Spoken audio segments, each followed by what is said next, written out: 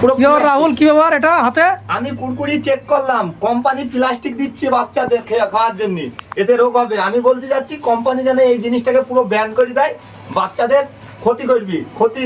দেখো বন্ধুরা, এখনো আগুন ধরছে, কারণ এটা প্লাস্টিক, আগুনের পরিচয়। তুমি আরেকটা দেখাও, আরেকটা দেখাচ্ছি। এই যে কুরকুরির প্যাকেটটা আছে, এই কুরকুরির প্যাকেট কেউ জানে খাবা না, কারণ এটা প্লাস্টিক। আবার আগুন ধরিয়ে দেবো, এই দেখে পুরো প্লাস্টিক। তোমরা যারা দেখছো ভিডিওটা পুরো দেখবা, তোমরা চেক করে দেখতে পারো বাড়িতে কুরকুরি নিয়ে। এই যে তাই তো, কোনো কেমিক্যাল দিয়ে আছে, তাই তো। এই যে পর করে একদম ধরিয়ে দেখছি। এই যে পুরো প্লাস্টিক, এখনো ধরছি। নিচেরটা দেখাও, জুম করে দেখাও, প্লাস্টিক বলে পড়ছি।